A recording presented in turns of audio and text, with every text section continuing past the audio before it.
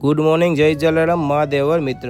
તો કેમ છો મિત્ર? તમે બધા મજામાં છો? કારણ કે મારો વિડીયો જોતો બધા મજામાં જો મિત્ર.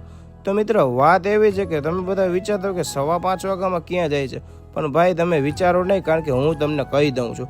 આજે છે અમાસ અને હું અને મારો ફ્રેન્ડ આજે હોશિયારી મારે છે ને, અમે બે દર અમાસ ટુ અમાસ આખો મહિનો ફાસ્ટ કરી છીએ અને અમે બે જઈએ છીએ દર્શન કરવા જાય છે. પહેલા મંદિરે જાય છે સિદ્ધનાથ મહાદેવના મંદિરે, કારણ કે જામનગરમાં જૂનામાં જૂનું મંદિર છે સિદ્ધનાથ મહાદેવના મંદિર. આ હોરાના હજીરાથી આગળ જતા સિદ્ધનાથ મહાદેવનું મંદિર આવે છે. જામનગરવાળા બધાને ખબર હશે, બારનાવાળા રીલ્સ જોતા હોય તો એને નવું લાગશે. પહેલાં મેં ડાયરેક્ટ ચડાવ્યું દૂધ ચડાવીને મેં ડાયરેક્ટ ચડાવ્યો લોટોમાં મેં બીલીપત્ર અને જલ ચડાવ્યું, અને પછી મેં ડાયરેક્ટ ચડાવ્યું પીપળે પાણી ચડાવતા જ યાદ આવ્યું કે સિદ્ધ બાબાને મંદિરે લોટો ચડાવવાની અંદર જઈને છૂટ છે.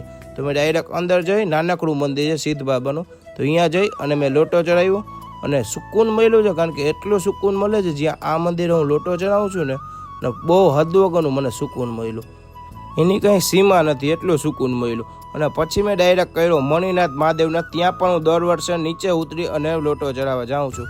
મણિનાથ મહાદેવ અને નાગેશ્વર મહાદેવ, જામનગરમાં જૂનામાં જૂનું મંદિર. અને પછી આવી ગયું મારું ફેવરેટ અને બધાનું ફેવરેટ મંદિર, કાશી વિશ્વનાથ મહાદેવનું મંદિર.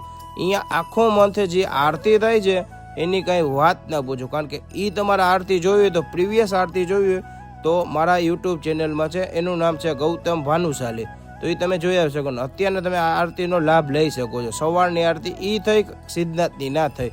અને પછી હું નીકળી ગયો ઘરે જવા માટે. તો ઘરે આવી અને ડાયરેક્ટ થોડીક વાર હવે સુઈ જઈશ, કારણ કે જવાનું છે ઓફિસ અને વાગી ગયા 7. તો બાય.